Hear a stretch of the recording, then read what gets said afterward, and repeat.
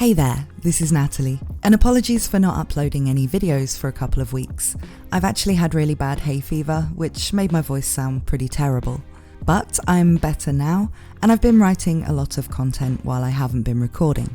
Now, since people seem to like the last couple of essay type things I did responding to Noralities, I've decided to do more of this kind of long form stuff, in addition to my usual more story-focused anime content. And for this video, I want to get into the ever-debated subject of subs, dubs, translations, and localizations. This matter is always coming up, but the latest controversy has been around the word sus being used in the official subtitles for Nagatoro-san, which is one of my favourite anime this season.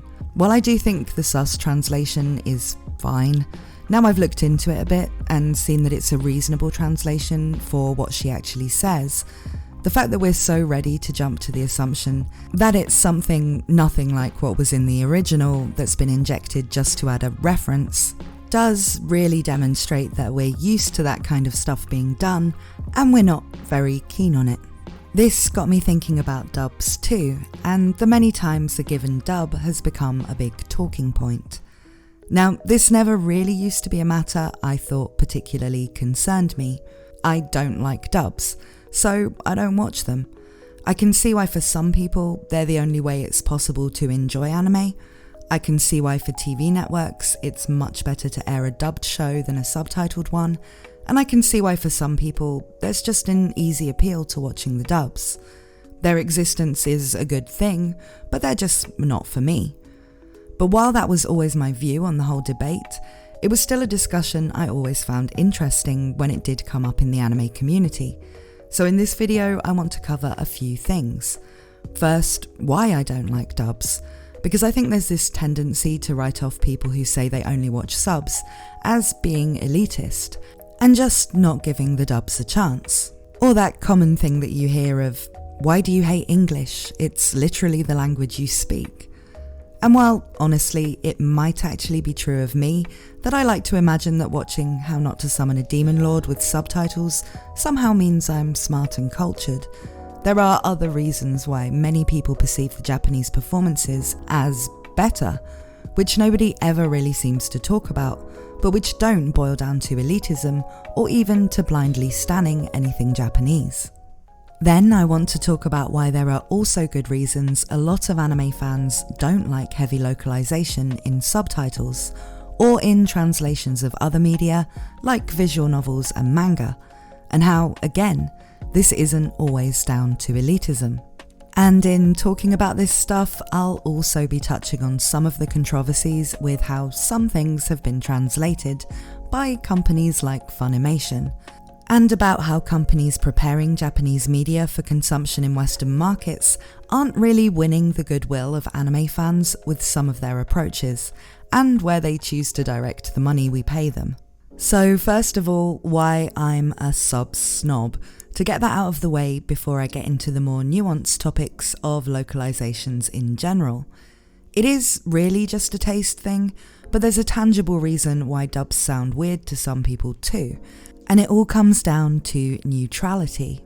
English dubs are made in America, with North American voice actors, and if you're American and almost everyone around you is too, then American accents sound neutral to you. So whatever the setting or style of story, they don't add anything to a character by themselves. But to me, as a non-American native English speaker, an American accent doesn't sound neutral. I associate it with a particular country and with certain time periods. So the accents the characters have in dubs do add something to how I hear the characters, that they're American now, and from the relatively modern chunk of history where America has existed. This doesn't really matter in some contemporary shows, or in sci-fi, or things with a feel where there's an American influence to the setting, because hearing the characters as American fits them, which is part of why I think the Cowboy Bebop dub is still the prime example of a good English dub. But I watch a lot of fantasy type stuff, and it's jarring to hear American accents in medieval style settings when your ear doesn't read them as neutral, due to that association with modernity. This isn't just me being weird, It's the reason why nobody in Game of Thrones, The Witcher, or Lord of the Rings performs with an American accent, and why when a setting is one where people wouldn't be speaking English anyway, but it's historical, like ancient Rome or Viking times, American accents are not used as neutral accents, while for futuristic things or things set on alien planets, they often are, because they can be seen as neutral accents for the future, but not for the distant past. In a foreign language, where I only understand a little of what I'm hearing, beyond the emotional side of the performance, that neutrality is always there. So even though I know nobody in the very European-inspired settings of Full Metal Alchemist or Attack on Titan would be speaking Japanese if it were real, I perceive their accents as neutral, and so not distracting me from what I know about the characters. This effect of accents you don't find neutral changing the characters does happen to people who see American accents as neutral too. I did a little joke video of Rem from ReZero reading John Cena quotes, and while I put on a voice for Rem because she talks at a higher pitch than my usual speaking voice, I didn't change my accent, and a lot of the comments were like, "Oh, British Rem," or "Why is Rem British now?" Because if my accent isn't neutral to you, it adds that attribute of a nationality to the character. Realistically, Rem is a maid who works in a mansion that looks like an English stately home, and she's good at making tea. It's actually much more appropriate for her to sound British than American, if it weren't for the fact that everyone in ReZero's world is canonically speaking Japanese, and that's why it never would have occurred to me to put on an American accent for her. I feel like Roswell's mansion would have more of a Downton Abbey kind of vibe to it. But to an American ear, American Rem is just normal Japanese Rem speaking English, and my Rem is suddenly putting a nationality onto the character that she didn't have before. No accent is genuinely neutral, especially not in languages like English and Spanish that are spoken widely in very different countries, but we tend to perceive the ones we heard the most that way, which is why most people think that they don't have an accent. There are neutral forms of national accents. For instance, most Hollywood actors have a neutral American accent, as opposed to an accent you can identify which part of the country they come from with. And the English equivalent of that is an accent kind of like mine, which is kind of why people keep telling me I sound like a BBC newsreader. But to people from other countries, those will still never read as neutral. Neutral accents to your ear can represent a character from anywhere, whereas accents that you associate with a country of origin, social class, or period in time make you think of that character as having those extra characteristics, which can break your immersion if they're at odds with the setting or story. I'm not saying this because I think anime dub actors should have different accents or anything. They're made for a predominantly North American audience. It's just to kind of explain that when people say dubbed characters sound weird and wrong to them, it can often be explained why that is in this way.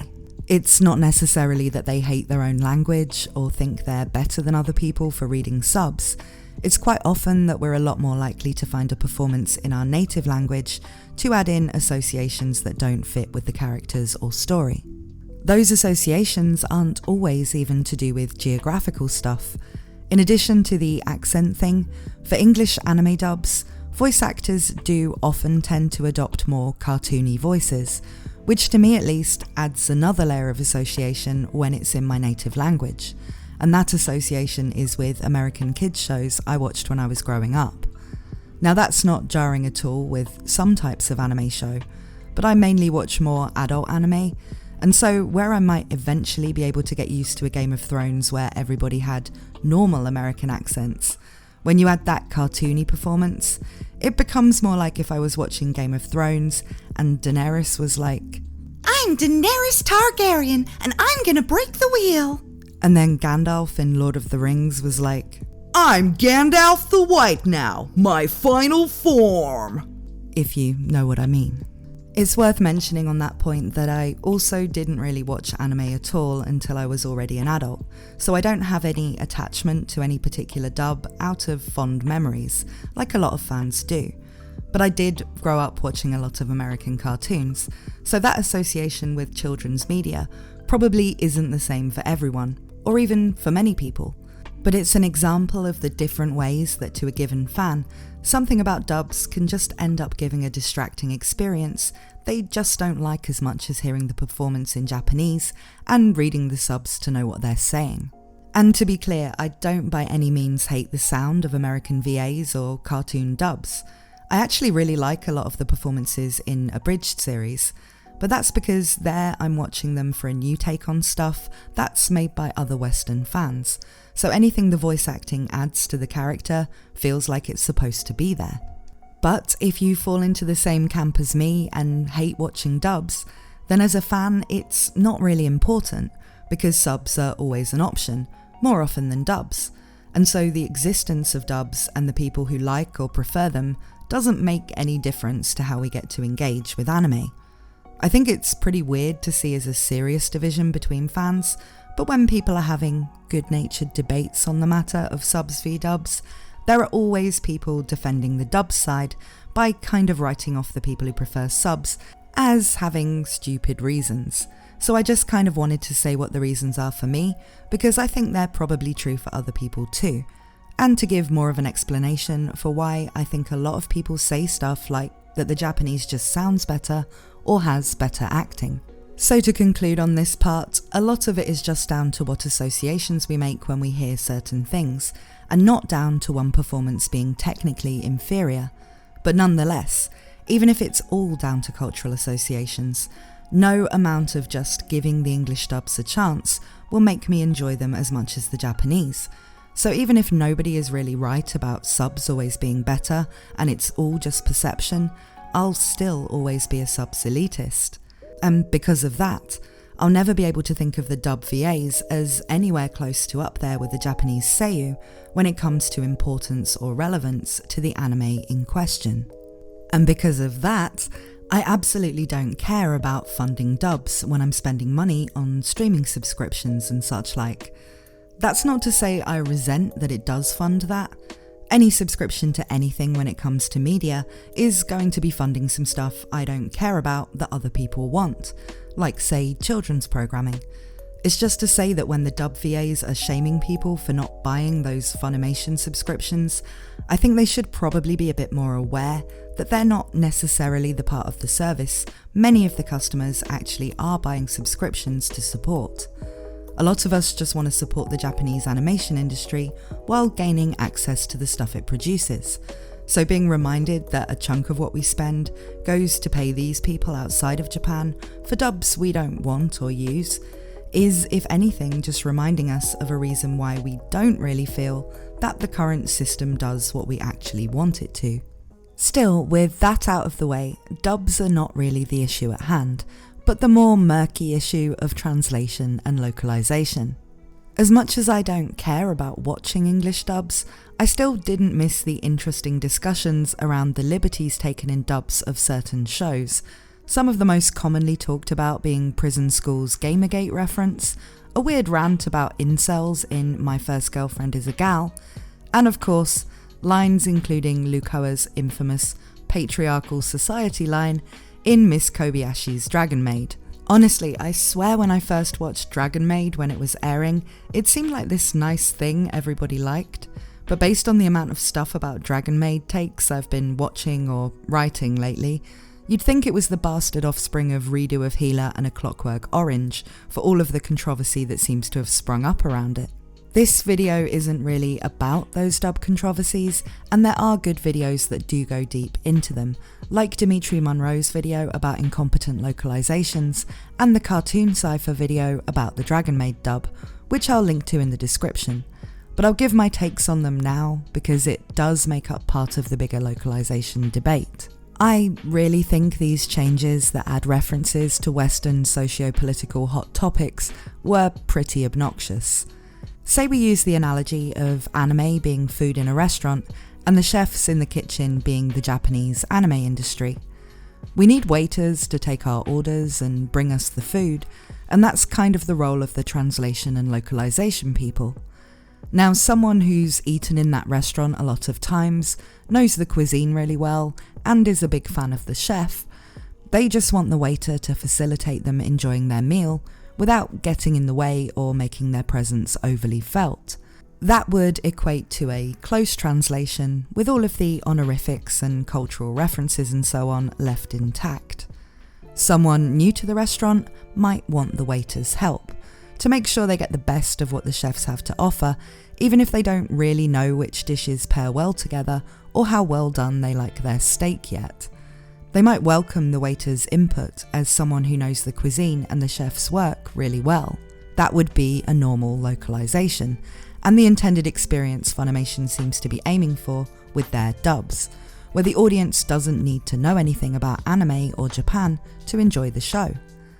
But when it comes to using your role in translating or localizing as a mouthpiece to say things you think, but which were never in the original, that's kind of like deciding to take the steak off of the plate on the way from the kitchen to the table because you think more people should be vegan, and that your decisions on what the customer gets are as important and as welcomed as the chef's.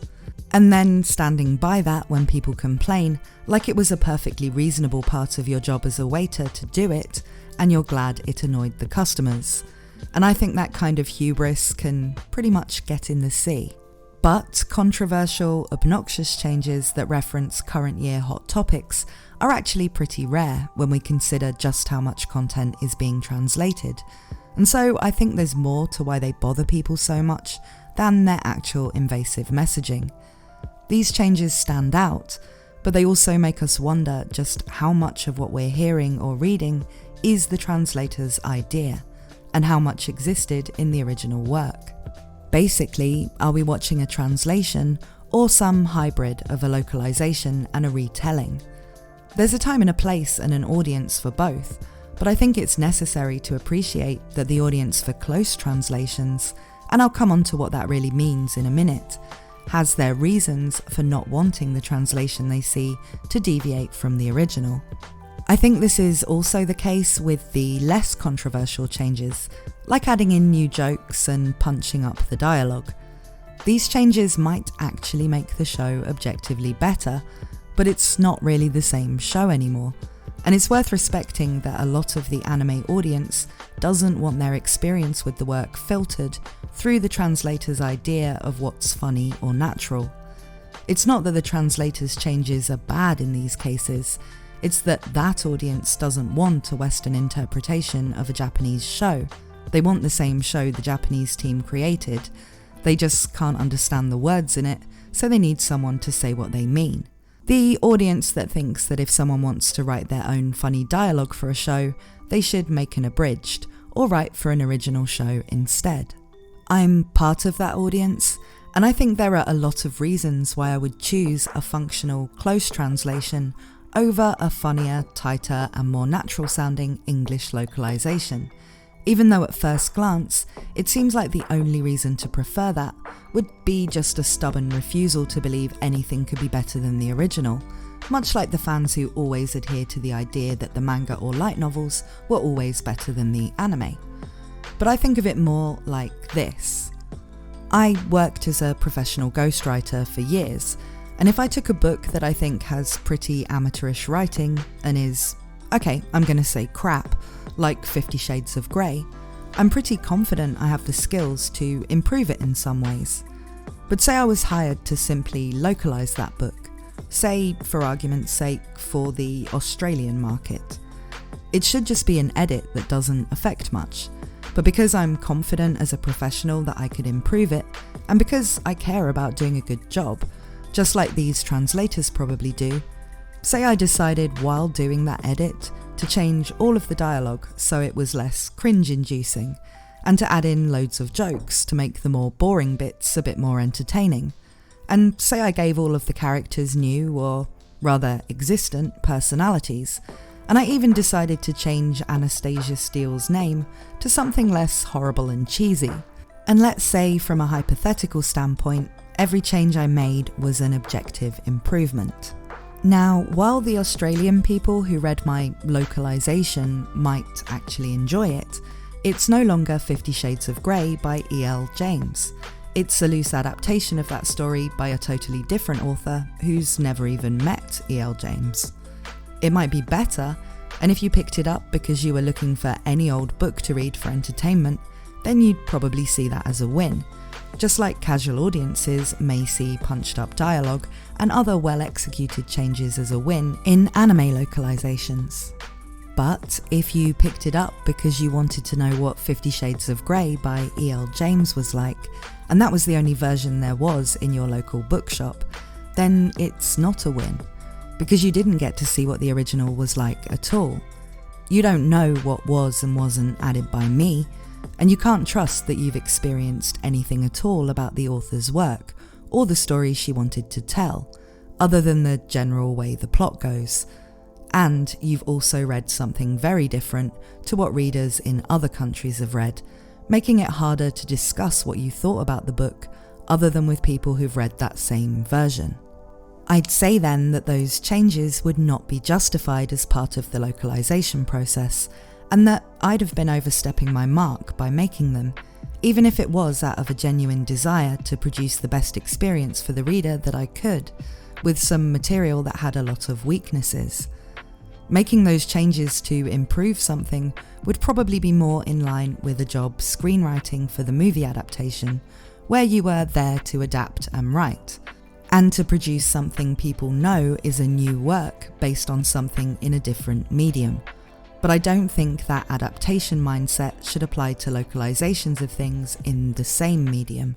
And yes, people who know much more about translation itself than I do don't tend to agree with me on this, like Sarah Moon, whose channel is worth looking at if you're interested in this topic, as she is a Japanese to English translator and has made a lot of videos talking in detail about different decisions made in anime translations, why they're done, and why translators think it's a better choice to make the changes they do.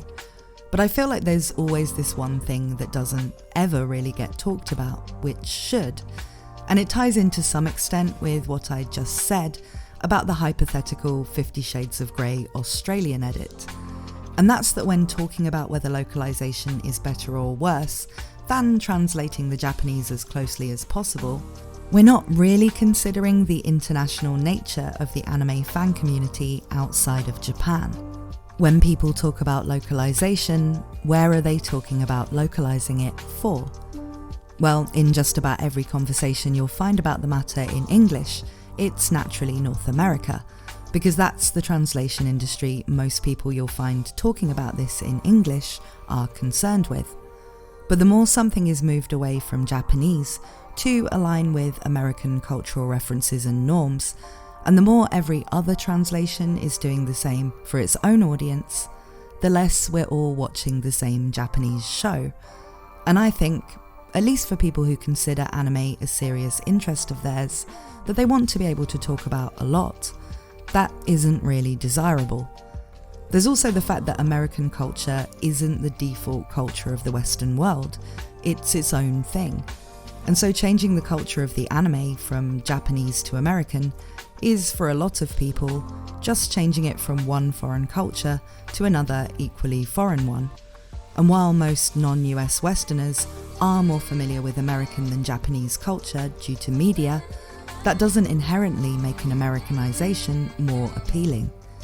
If it's going to feel foreign either way, a lot of people would rather it showed them a culture they know less about. Having checked around a bit, it's fairly common stats for an English language AniTuber to get around 40 to 50% of their views from the USA, and only a tiny percentage from Japan, where of course they have a ton of anime content to watch in Japanese.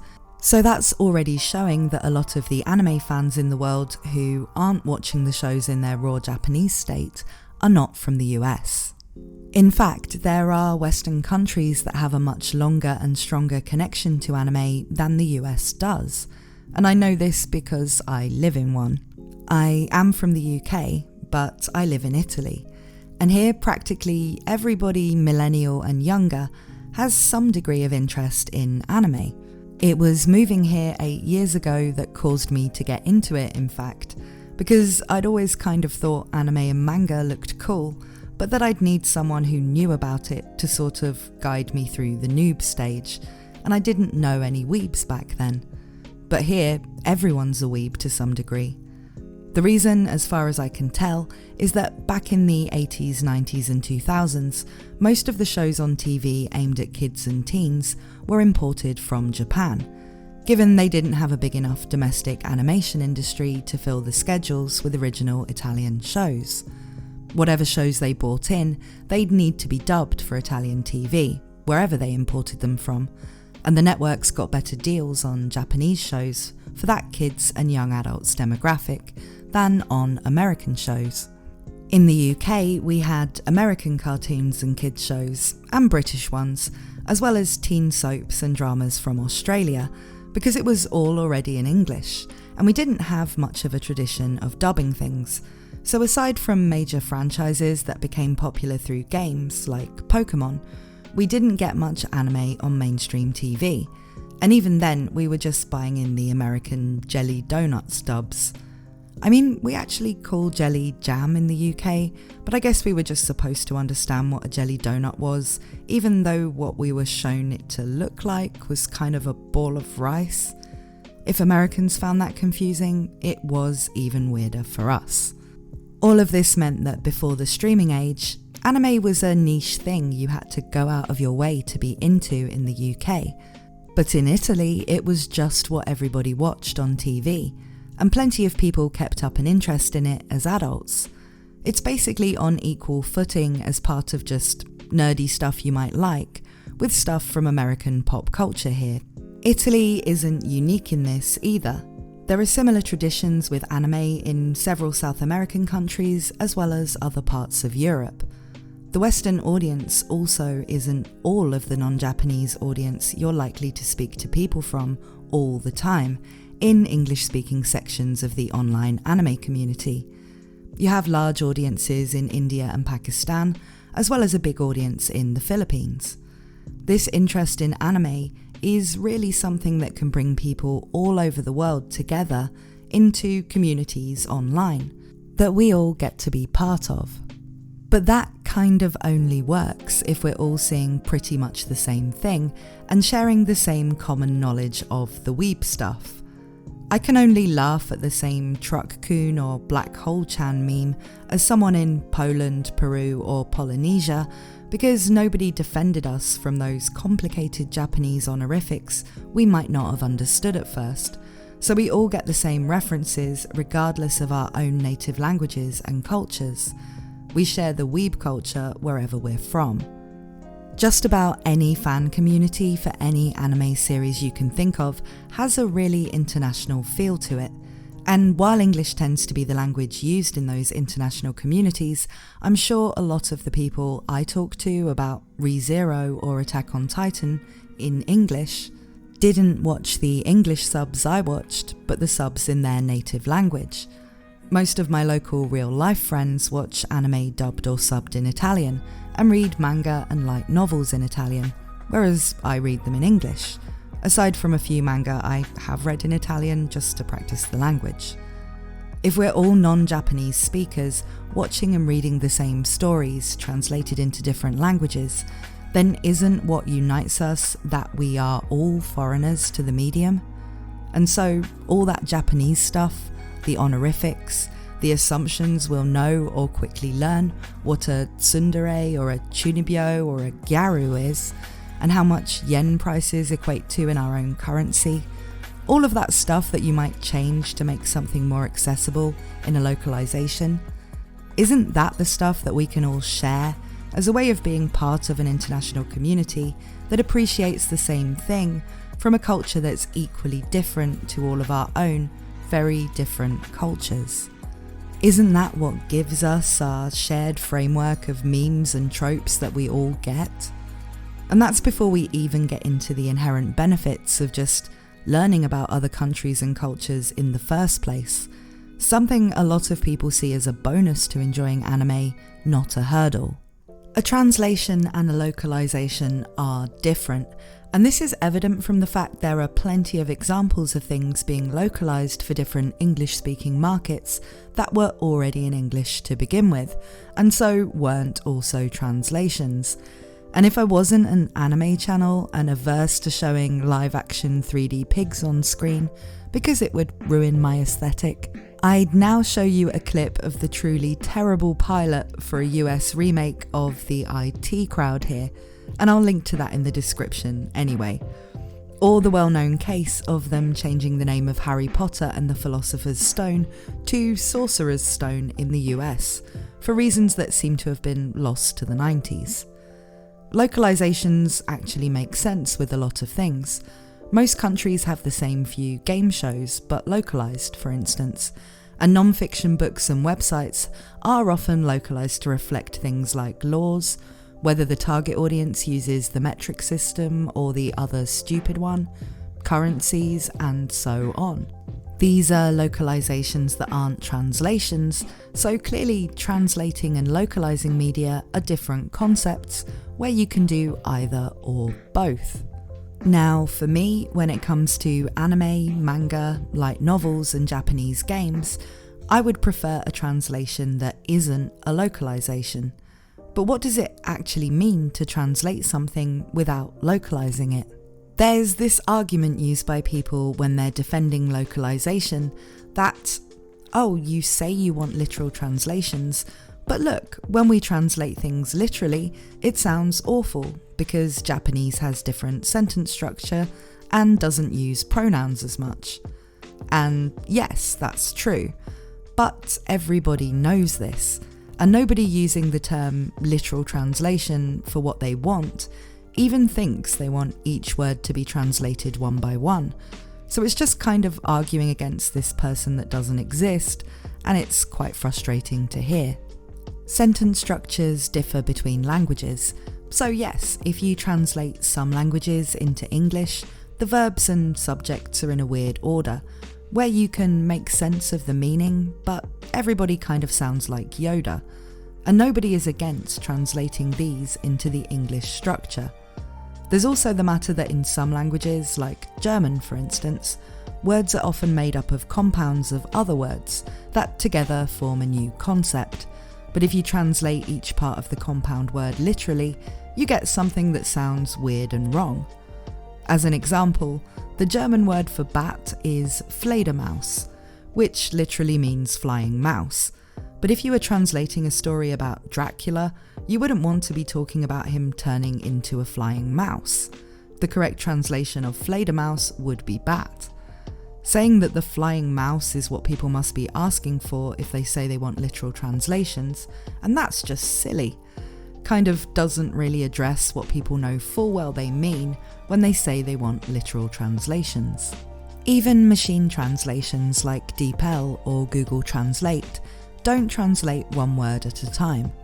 They work at the sentence or paragraph level and aim to transpose a passage into one with the same meaning and all of the same information, but in the target language.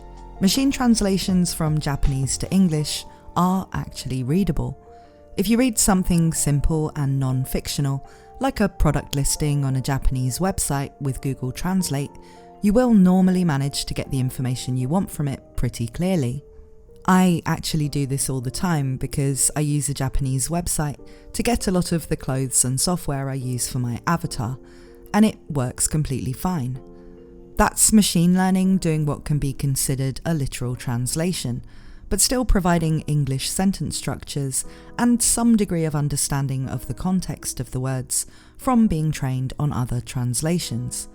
It's a literal translation at the passage level, not the word level. Now, with fiction, it struggles with certain things for the Japanese to English language pair, especially where pronouns aren't used as often in Japanese as they need to be to make the text work in English, and so the AI makes its best guess at which pronoun to use. I read new chapters of the ReZero web novel with machine translations so I can find out what happens in them before a fan translation is available, and I can figure out what's happening only because I'm already familiar with the characters and story, so I can kind of decode what I'm seeing. But the pronoun issue means the translation is always jumping from first person to third person in strange places. ReZero is written mostly in the third person, but without pronouns in narrative sentences a lot of the time, the AI can't tell that. And when it does talk in the third person, it uses the wrong genders for characters all the time, where it's adding in something that wasn't there and just guessing. Plus, it can be inconsistent in handling made-up words and names, as you might expect. So while this is no big deal if you already know the characters, it would make it very hard to understand who was who in a story that was new to you. A human translator then is of course going to be adding in things that weren't there in the Japanese, like pronouns, just to make the translation work. That's the case whatever language pair you're working in. Japanese handles nouns differently too, so plural forms, articles and things like that need to be considered based on the context and added into the English translation. When people say they want literal translations, they're never saying they don't want those affordances made. They're more using literal as a shorthand way of saying they want accurate translations that are as close in meaning to the original as possible, so not completely changing lines to what might have been written if the story was originally written by an English speaker, and not adding in any flair or improvements the translator has in mind. Basically, they want the translator to be working in technical rather than creative mode, and the price they're willing to pay for that accuracy is, with games, anime and manga, maybe some stiffer, less punchy dialogue than if the translator creatively changed the lines in a localization. This is usually fine because we can still hear the Japanese voice actors emoting or see the expressions going with the dialogue in the manga panels or game visuals. In a novel, making the energy and personality of the characters come across in the words is more important because there isn't the same audio-visual component. But in a novel, it's also much easier to put in translator notes to explain things. If a translator has to give a character a new affectation or quirk in how they speak, to keep the feel of them intact, due to what's done in Japanese to achieve that being something that only works in Japanese, they can just tell you they did that.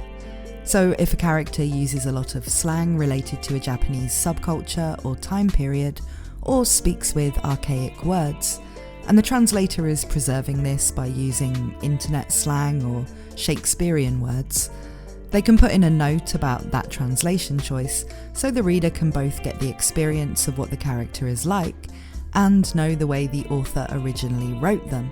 And it's always up to you whether you want to read those notes or just enjoy the translation without worrying about it. And so it doesn't make for a worse experience for fans who don't really care about what the original was like either. The other thing people say against this straw man of an anime fan who wants literal translations is that you can't translate everything directly.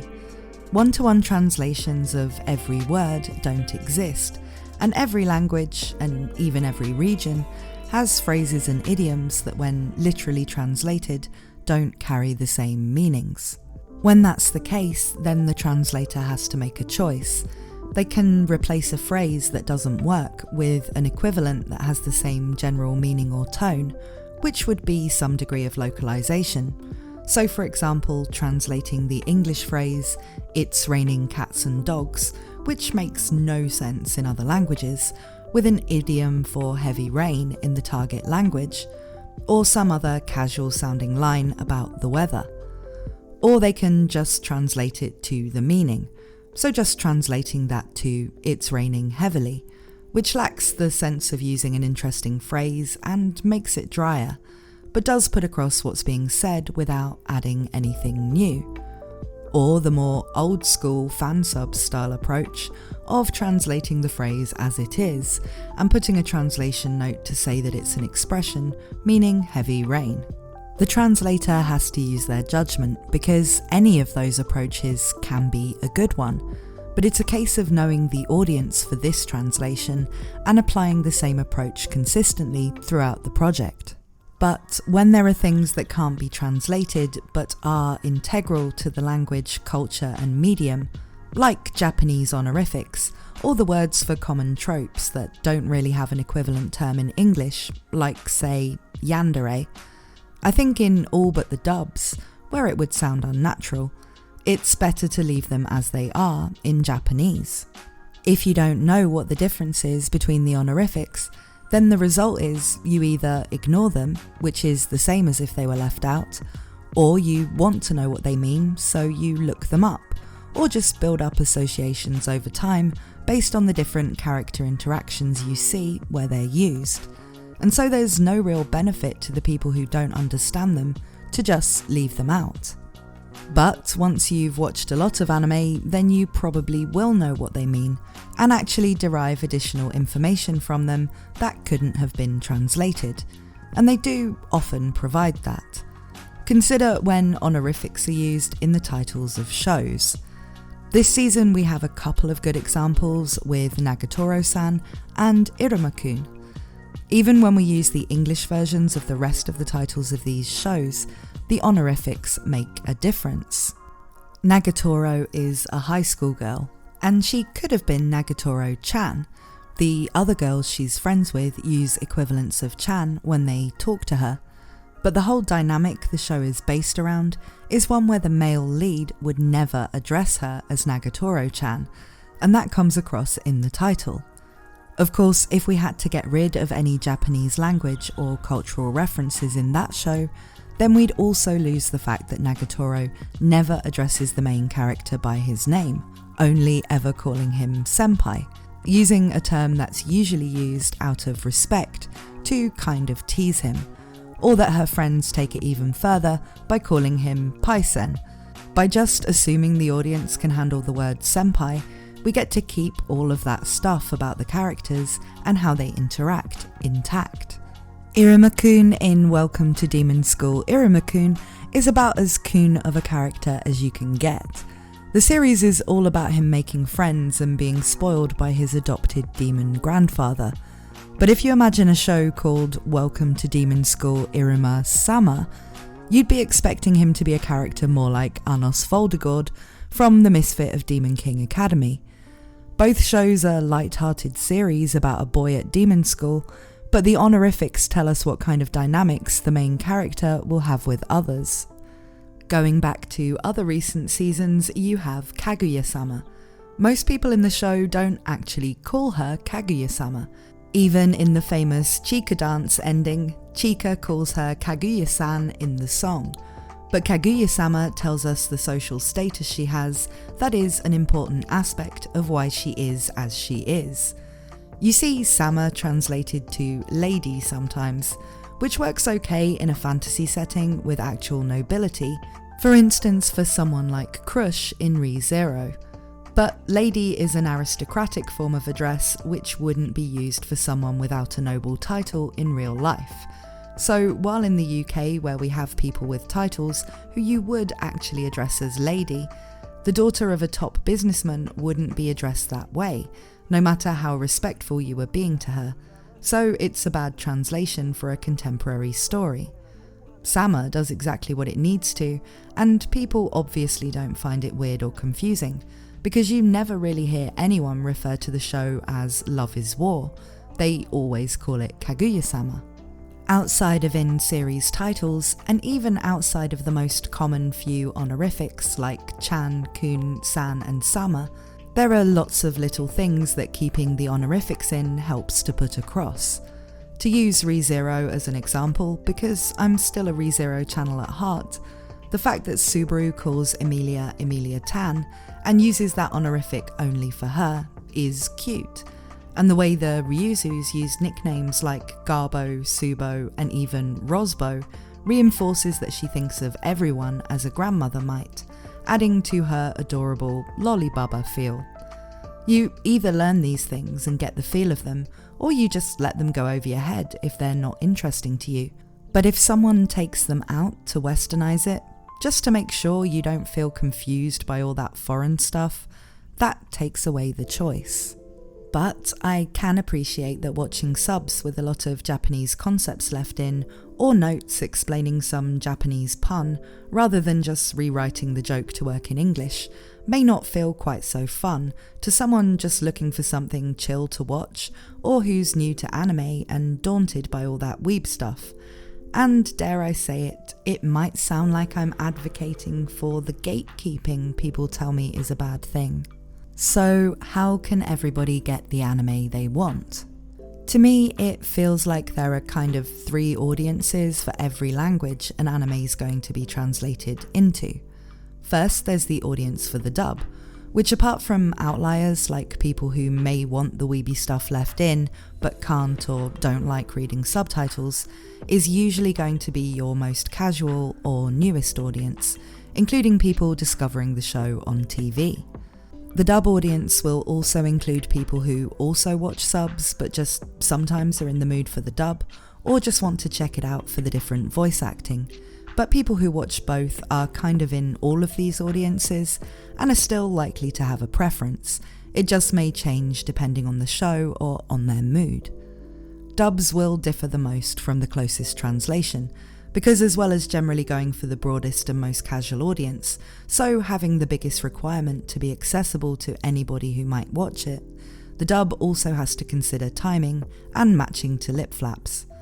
I don't think translators should be using the localization as a mouthpiece for their political views or for censoring things, but the mission statement of making the show enjoyable with no prior knowledge of anime or Japanese culture is a reasonable one, and I don't think there's any real argument for dubs being as close to literal translations as possible, unlike with subs.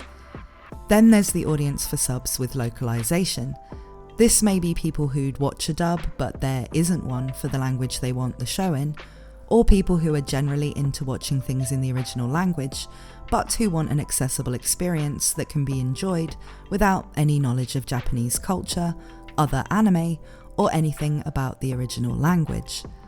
I would say this would be a good fit for platforms like Netflix or Amazon Prime, where anime can be watched by people looking for general entertainment who may have any level of existing interest in it, but also aren't on a specialised platform for anime fans. But when it comes to people seeking out anime-specific sites, playing niche Japanese visual novels and anime spin-off games, or reading manga and light novels, I think it can be assumed that for most of us, the Japaneseness is part of the appeal, given the equivalents of all of those things made by Western people actually seek to emulate the Japanese style. So these are the places where the closer translations are more desirable. This is the audience who either already feels at home with all of the anime tropes and the common conventions used in Japanese media, along with stuff like Japanese honorifics, or who wants to know them and likes the fact that these things are in the medium, so it doesn't just feel like the Western stuff they watch and read, but with a different art style. The thing is, the people in that last audience, like me, and possibly you if you're watching this, people who want translations rather than Americanized localizations, will get them, because fan translations are a thing, and fans tend to respect the original above all else when translating, meaning that even if these translations to the casual onlooker lack that professional polish, they're often exactly what other fans actually want. They're also usually made much faster than official translations, meaning from a purely consumer standpoint, they're even better for the serious fan, who doesn't want to wait months or even years to find out what fans in Japan already know happens in their favourite light novel series. To give you an idea, I really depend on the fan translations of the ReZero web novel at Witch Cult Translations and Heretic Translations, because I'm confident it would take me less time to actually learn Japanese than to wait for the English light novel releases by Yen Press to reach the point in the story where the Japanese novels are now at their current rate of release. I'm not actually joking about this.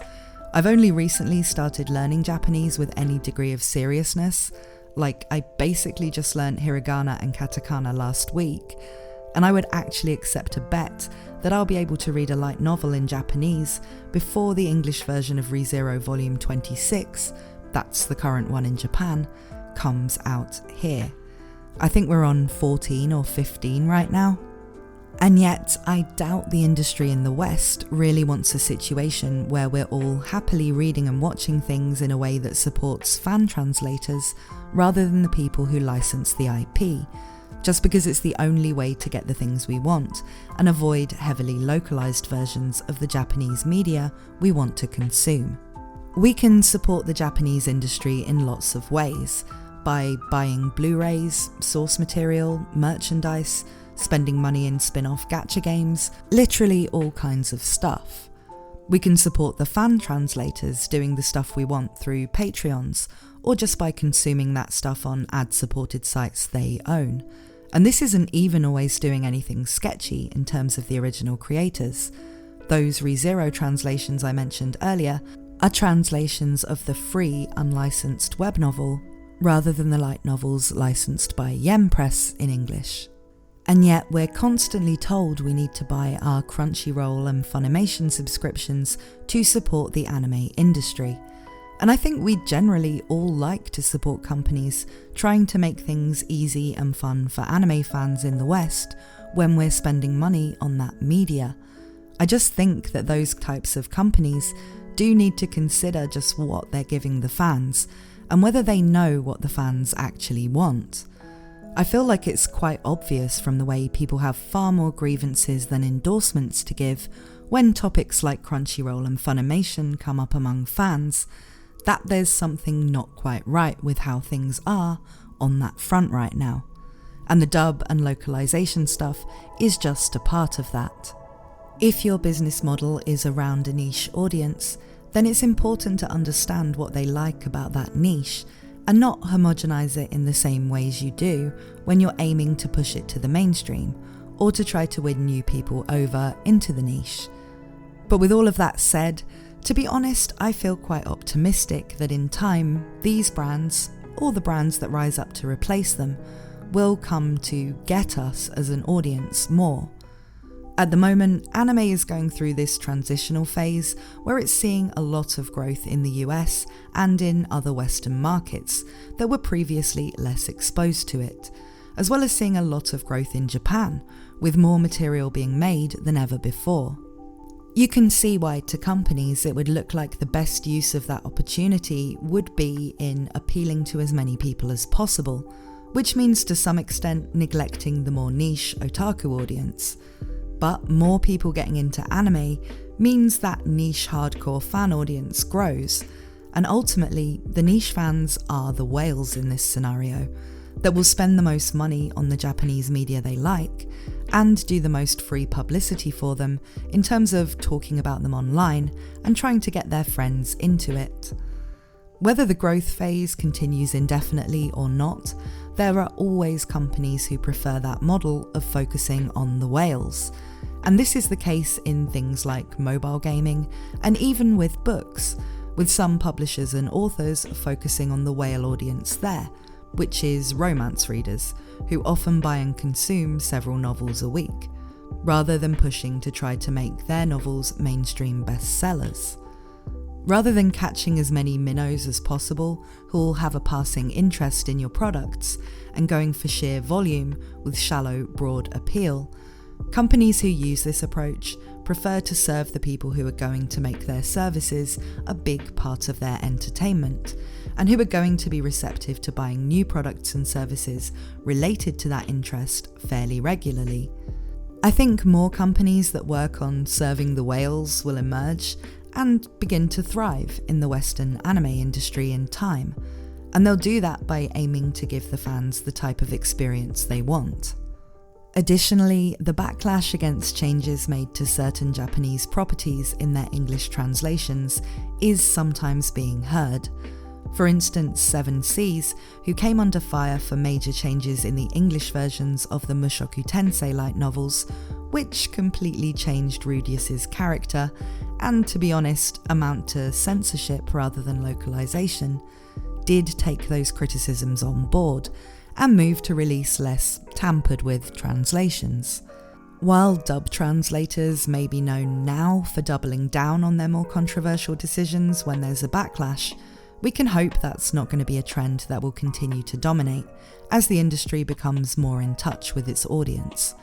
So I'm quietly optimistic that with a bit more time and new businesses entering the market, everything's going to be Daijobu. But what do you think? Let me know in the comments, and if you've made it this far, thank you for watching, and I hope to see you again very soon.